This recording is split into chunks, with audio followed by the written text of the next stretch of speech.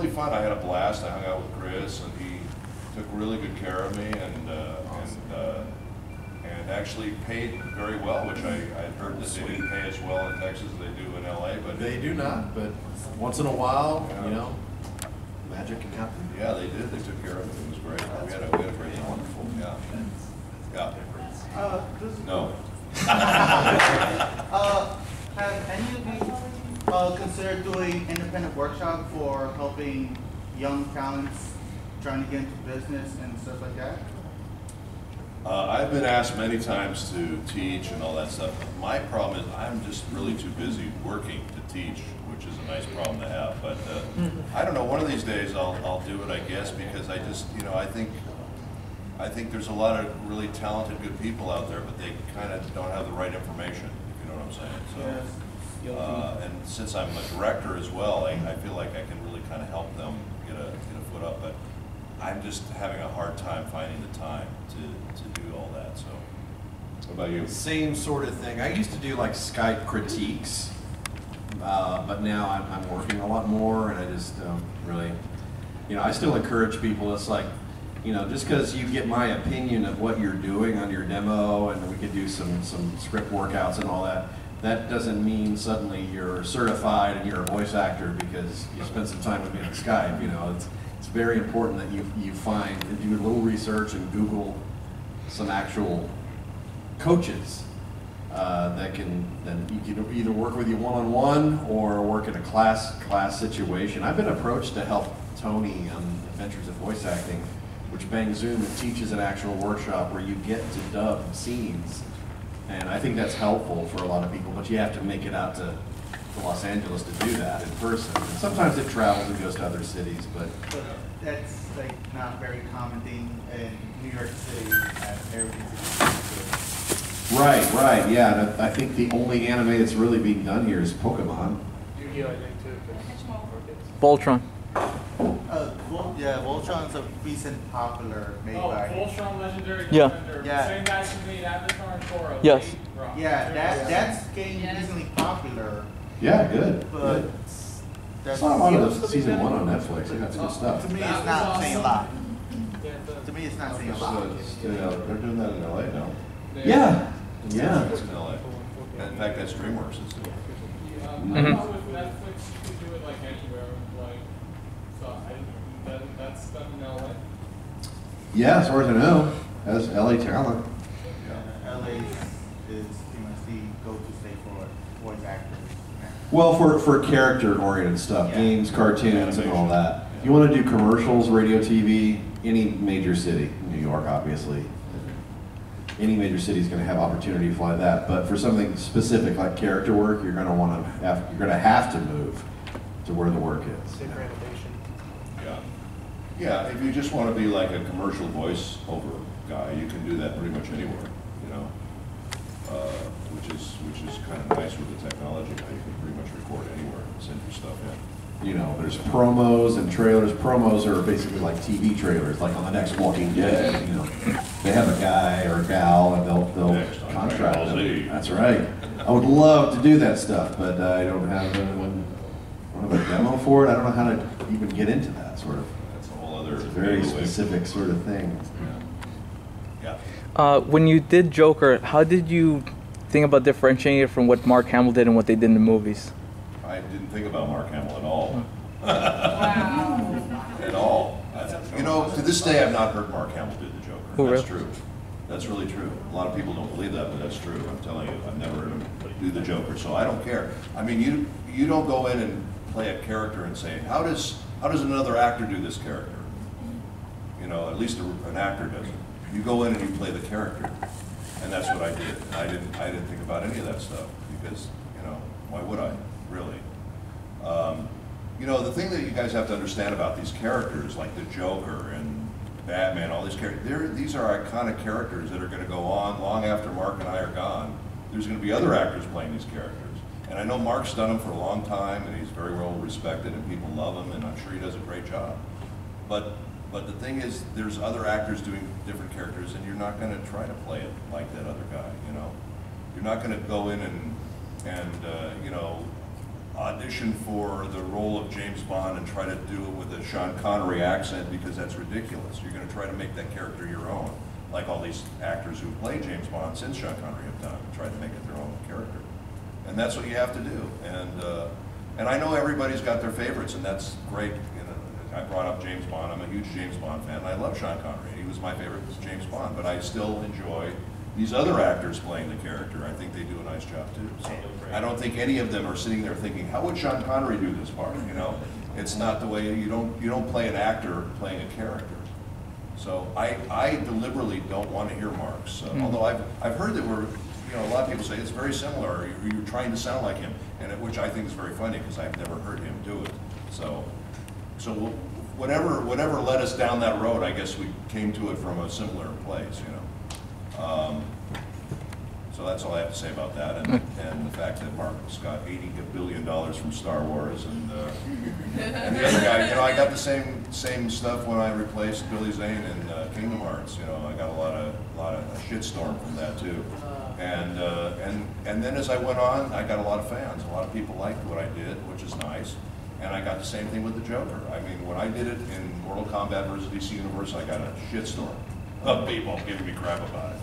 And a lot of people didn't want anybody else but Mark to do that character. And it just, you know, it's just not really, you can't do that because these characters are bigger than the actors, you know what I mean? So there's a lot of characters, a lot of actors that play Superman. There's a lot of actors that have played Batman. There's a lot of, you know, you obviously you're gonna have your favorites, and some people are gonna be better than others or whatever, but you know, it's one of those things. I'm very grateful that I'm part of that franchise and that I work on that game, and I love those guys for taking a chance with me, really, you know. So, yeah. So, have you ever wanted to just say fuck off to people who gave you a hard time when you replaced an actor or anything like that? Well, you know, it's kind of a natural thing when people are attacking you to want to say, you know, but you can't, you know, you really can't. I got some really nasty shit said about me when I took over from Billy Zane, when I took over from Mark Hamill. I got some really crappy, people said some really crappy things about me on the internet. And you know, and you're reading this, and I think people don't realize that everybody can see this shit, you know, and it's on the internet. So I think sometimes people say really mean and cruel things because they feel like they're anonymous, so they can say whatever they want. But the thing, you know, the reality is like, well, you know, for example, in Kingdom Hearts, Billy Zane's done 1 and I've done 6. And I even said this to the producers of that game. I said, God bless you.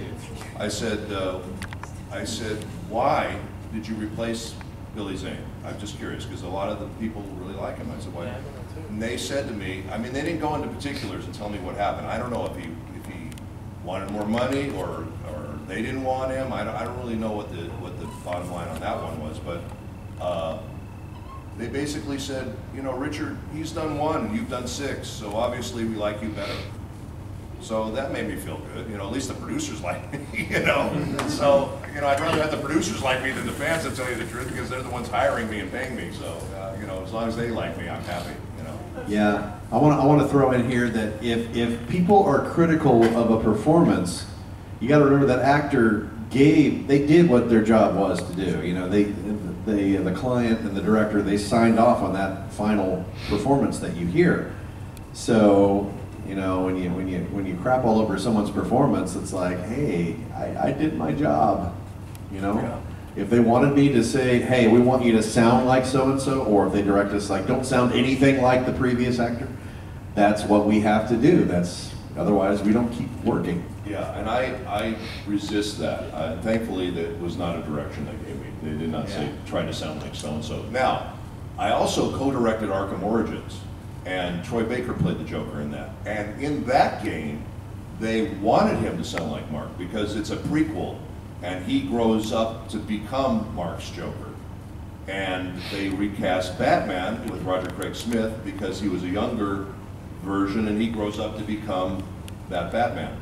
So they actually did direct them to sound like those guys. And I'm really grateful I didn't have to deal with that, because it's one thing I really hate. I'm gonna play the character. I'm not gonna play an actor playing a character. To me, that's ridiculous. You know, I won't do it, so. They don't use any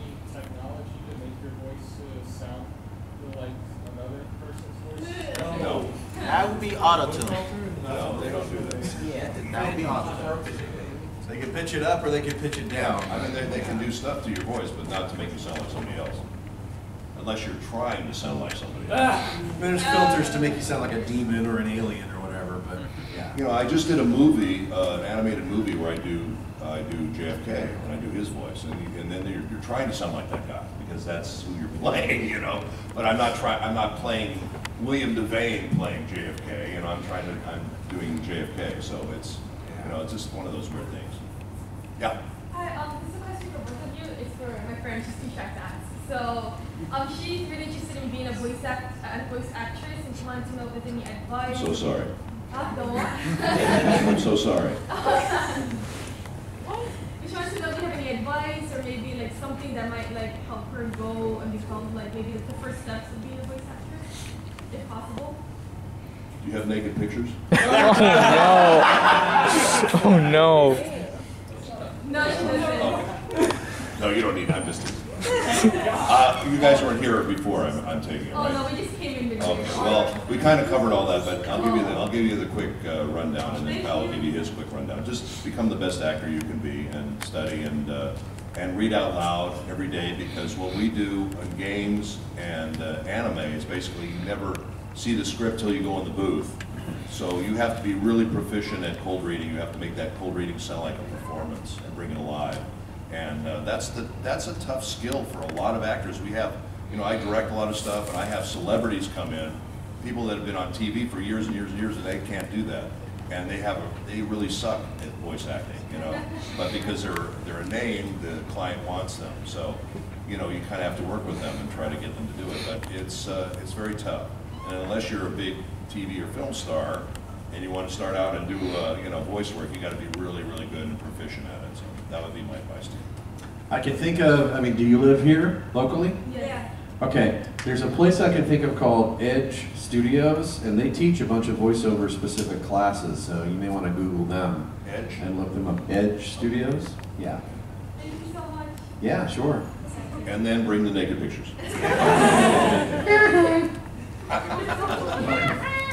Can't even say that anymore. You get No, that's right. Okay. And you're on camera. Richard Epcar was sexually harassing me. See, Ryu's taping it, so Oh my God. you know to go after him if the footage ends up on I got camera. stuff on. That's like, I got stuff on Akuma now. Please no worries for the rest of the day. yes, you in the back there. Oh. My birthday was great, thank you. Yesterday was my birthday. Oh, happy birthday. Thank you. It was really fun, and I've never been to Hoboken before, and I really like this area. It's really a cool area. Awesome. So we had a great time, and we met some friends, and we went over to this Blue Eyes on the water here, and had a nice dinner. And it was lovely. Thank you for asking. I appreciate it. It was really nice. Questions? What do you think? Why don't you bring out someone your own size? Okay, you sir, yeah? Yeah. All right. So, what's your favorite character? Not just by voice acting, not like characters you played, but what's just your favorite character in general? For me, it's James Bond.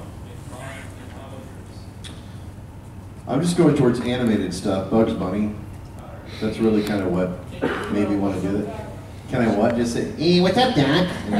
I'm never going to be Bugs Bunny, but, that's okay. I mean, That's another thing, getting back to your question. The biggest mistake that novices make is they try to impersonate established characters. Like they'll try to do Mickey Mouse or Bugs Bunny or something on their tape, and it's like, don't do that. Do your own characters. Find out something you can do that's unique and special, because you're never going to get those characters. They have people that do those characters, and you'll never get those characters. And once those guys have those roles, they're in it forever until they die, and then they recast them. But which isn't to say it's not impossible to do that. But I'm just, in general, I think the note is come up with your own stuff. Come up with stuff that you're strong at doing. Make your demos really short, to the point, no longer than a minute and a half at the most. Do 1 or 2 lines, and that's it. I've gotten demos from people, they'll read like paragraphs in the same character, and it's like, after the first or second line, we get it, and no casting director is going to listen to that whole thing. They'll just turn it off. So if you have different characters, just give them 1 or 2 lines and then go on to the next and just keep it moving and tighten it up and make it really move and exciting and wonderful, and that's your best bet. Yeah, voicebank.net is a great place where you can go there and just listen to random demos and you get an idea of like the patterns that are involved. And like you'll quickly see that none of them start with, "Hi, I'm Kyle and this is my demo, thanks for listening." That's a waste of time. Of course they know. They clicked on an MP3 named your name, MP3, you know, so. And none of them ever end with C. And see. Yeah, nobody does. Yeah. How does it feel to, is the voice Raiden from Mortal Kombat X? I love Raiden. Raiden's one of my favorite characters. And thank God nobody famous was doing him before me, so I can just do him and not be, you know, brutalized. But no, I love doing him. He's just a very honorable, noble character that's really kind of nice to do after doing the Joker. It's kind of the yin and yang. You know, he's protecting the world, and the Joker wants to destroy the world. So it's kind of nice to have a character that's really stable and solid like that guy. And he's one of my favorite characters. Yeah. Yes. This question's for Kyle. All right. Why is it all the ones I call on? I don't know. What's up with that? Go ahead. How was it doing the voice for Professor Oak in Pokemon Origins? A little trippy being Professor Oak, considering the anime has always been done here. For whatever reason, Pokemon Origins was done in LA. So he's a younger version of Professor Oak. Originally in the audition, they said, "Voice match Professor Oak, he's an old man."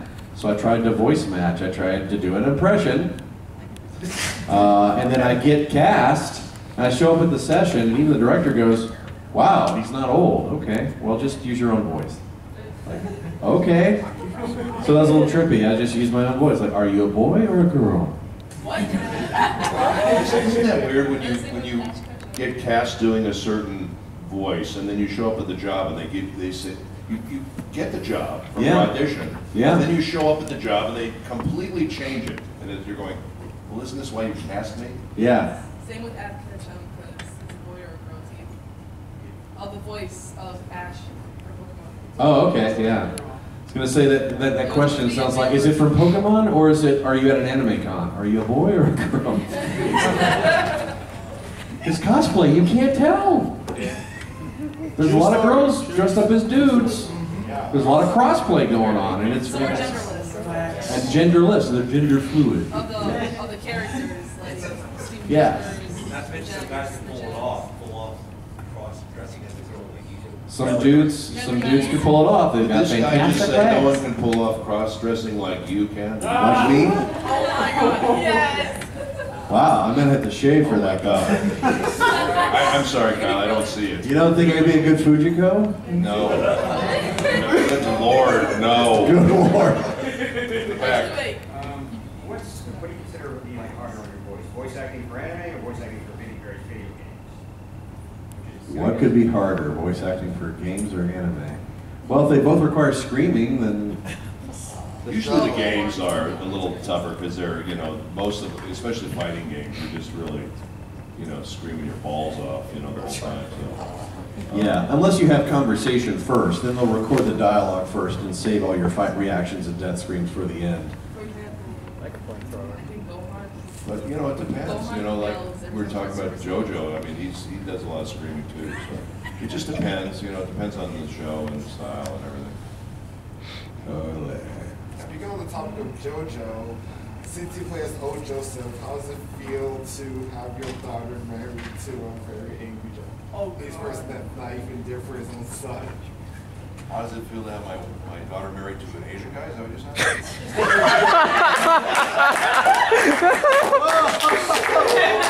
I just asked you that question. Is that what you said? I guess because when I was watching the last part, when it aired on Tsunami like a couple of weeks back, the last episode of Battle Tendency, and I was hearing voices just like. Well, me personally, I don't care. I think anyone who like, loves each other should love each other. I think that's wonderful. In the show, I think he has a bit of a bias in the beginning, especially in the beginning when he's going to Japan. He doesn't want to, you know, he has an issue with Japan and the culture, but that's the character. So. Yeah, that's what I meant. Not like the personal one, like how the character feels. Yeah, he has an issue with Japan and he doesn't want to have to deal with it because he's very ethnocentric and you know, but you know, me personally, it's fine with me. You know, Bravo. Who has not asked? Anyone not ask a question? You have not. I have questions for you, but out of all the characters from anime to video games, who do you enjoy voicing the most? And and if you have any plans for the future? Well, I plan to continue living. I hope that's the plan. I hope that goes on for a while. You know, I love them all, really. You know, every time we go in and we do something, we get to try something different or new or unique, or hopefully, and have fun. And you know, we're very lucky. It's a wonderful business and can be very wonderful. My favorites are, you know, I kind of mentioned my favorites so far. That I like Joker, Raiden, ANSEM, Jigen. BATOU, of course, you know, AKUMA, I just did him, and Joestar is a lot of fun. And, you know, there's a lot of them. I've done over 500 characters, so it's kind of hard to, you know, single it down to one or two. But, you know, I love them all. They're all my children, you know. So, what about you? Basically what he says, you know, every time you go into the booth, it's a new and interesting challenge. Like, this job never gets old. It's always fun, whether I'm playing someone who dies in 2 lines or someone who continues through the course of a franchise. Very, very. What about someone who cross-dresses? And some cross-dressing, yes. Just put on a dress and hop in the booth. If you've seen Kyle in a bra, it's very alluring. It's hot. HAWT.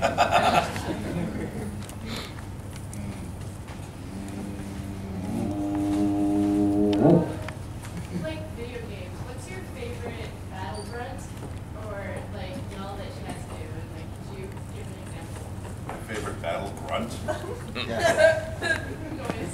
See, a grunt, huh? So you just sound constipated. My favorite battle grunt is, that's lunch! Martini. Here's your martini. Yeah, the martini loop. I don't know, you know, it just depends. You know, most of them are just like you're screaming. You know, you're just, yeah, like all the lady actors, all their reaction sounds out of context sound like porn. The reaction sounds like.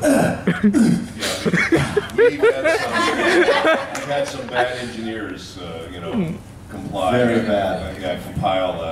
You know, sounds like a porno movie. It's kind of funny. It's like audio blackmail. It's like, I didn't do that. Yes, you did. We just sequenced it together. Mwah. Yeah. Like, how do you alternate between heroic and stoic voices to evil and just plain insane? Like, how do you do that? Drop of a hat. Yeah, I mean, we'll see the audition copy, and then there'll be a picture of the character usually, and a paragraph or so about them. And from that, we have to build an entire performance based around it. So it comes back to improv, comes back to everything you learn in your acting classes about character building. And you just kind of piece it together. And your audition is your version of the character. And hopefully, they're on board with it. And if not, then it's not meant to be. Yeah. Yeah, but I mean, you have to be flexible too, because you could say, oh, I want to do this wild over-the-top thing. They hire you, and then they play it and go, yeah, we're not doing that. We're going to still hire you, we'll still use you, but do something different. Yeah, that's where the director comes in and hopefully directs you correctly. Yeah. Have you, Richard, did you ever get death threats for the Joker part that you did? Because I know fandoms can be very passionate like that. No, I never got that. It never got to that bad. I mean, you know, just highly critical at times. But you know, and some of them were just people that hadn't even heard what I did, but they're just so incensed that somebody else would do that character. You know, but, no, I didn't get death threats, but I welcome anyone who's got an issue with me to come and talk to me face to face instead of writing anonymously and, you know, behind the internet. Come talk to me, and I'll be happy to discuss it with you. Yeah. So I remember you did a lot of voices on Great Teacher Onizuka, same with like Steve Boone. That show has a lot of repeated voices. How was that like, that entire session? They just didn't have a lot of actors, they didn't have the money for that? What show was it? Great Teacher Onizuka. Oh. That was really fun, because I got to play that crazy gym teacher who was out of his mind. And that, you know, that's what I'm talking about. Those are the really fun parts. We just play these really crazy, zany characters. And he was just totally nuts, that guy. And it was really fun. I don't know, you know, I think they just, you know, it's economic sometimes, you know. You have a lot of characters and not a big budget, and you have people there for so much time. And instead of just having you come in and doing one character and dismissing you, you got somebody for 2 hours or 4 hours, and you have a bunch of time left over, you're going to try to fill up those other characters and get that stuff done, because you want to get it done, you know, quickly and economically. So, you know, they just would throw us in different characters, and it was great fun. How are we doing? 5 minutes. 5 minutes. Officially. Is it 5 minutes really this time, or are you lying to me again? No, we have another hour. Well, you can do action. It's official this time. Yeah. What is this? Very official. Isn't that annoying? It sounds like, I don't know why, it sounds like a department store or something. I'm not answering it. Your mom is at cashier number 3. Yes. Yes. Of course it is, because I call it. So you're in hiring those heroes to add in? Yeah. Just wondering, what is like posting? Because it's only like a handful of lines. Yeah. Similar question. I mean, it's a short session. You know, they said, hey, you're coming back as your character, Frederick. And I also got Bartray, who's a new character in the game. But yeah, it was a much shorter session because there's less lines. So fortunately, we have what's called a 2-hour minimum. So even if I record for 20 minutes, I'm paid for 2 hours. So they make it worth your while. You know, like games typically pay about $200 an hour. So if you know you're going to go in and record for up to 2 hours, you're going to make at least $400 minus taxes, whatever. So games pay more than anime, even though they're technically easier to do because there's very little, if any, lip sync involved. Did you say for like the tax hours, or you can early? No, when you're done, you go. You just sign a timesheet, you sign some paperwork, and you know, about a month later, your paycheck shows up. Yeah. Yeah, and that was a non-union rate you quoted. That was the non-union rate, yes. The union paid a little more, actually. Yes. Yes, right. How do you approach characters that are have a lot of Japanese words? They say a lot of Japanese words like Akuma and Ryu. How do you approach getting the phonetic sounds of that language when you're doing it?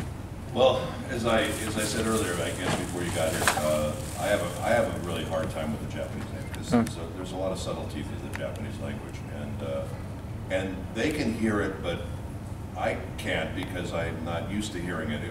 I go back to this time when we were casting Lupin the Third, and we had some Japanese clients there, and I had Tony Oliver in the booth, and I always wanted Tony to play Lupin. I thought he would be great from the get-go, and they didn't agree with me. They didn't want Tony, and I had to kind of fight for him to get this part because they did not want him at all. And part of the problem is when you grow up with a cartoon, you know, it's like, for example, if you hear like a famous, like Bugs Bunny, you're talking about Bugs Bunny, he sounds a certain way, right? Yeah. So when you go to another country and you hear him in another language, even though he's speaking another language, you kind of want him to sound similar.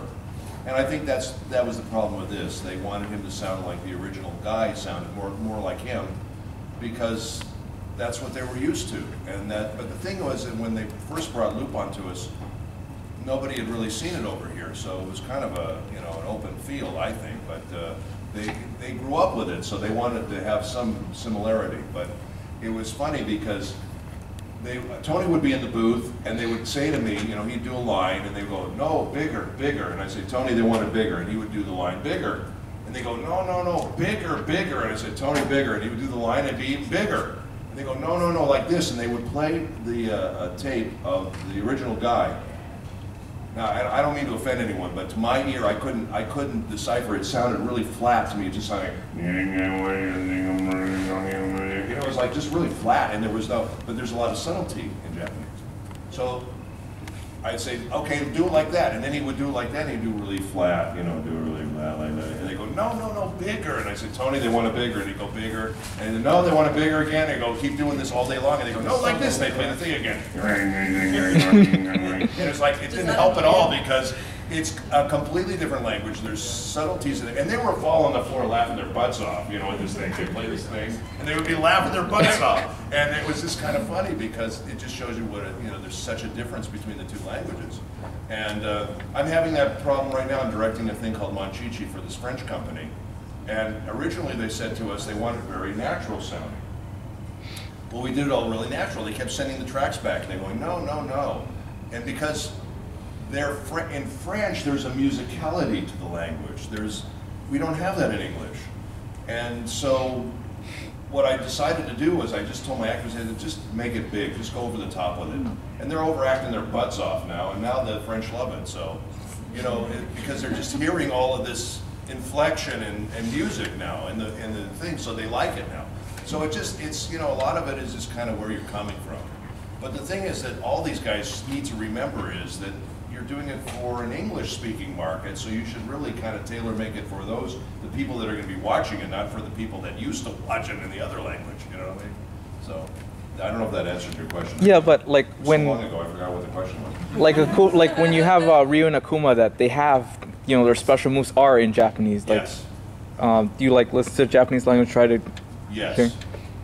Yeah, there's clients like that, and Kyle will tell you the same thing, where they'll play you the Japanese, and they'll want you to kind of mimic the music of the Japanese actor, which again is not my favorite thing in the world to do, because I feel like now you're just aping someone else's performance instead of making it organic, and I would much rather just play my own character, instead of trying to sound like somebody else. But that some people really want that, and they want it to be as close to the original as possible.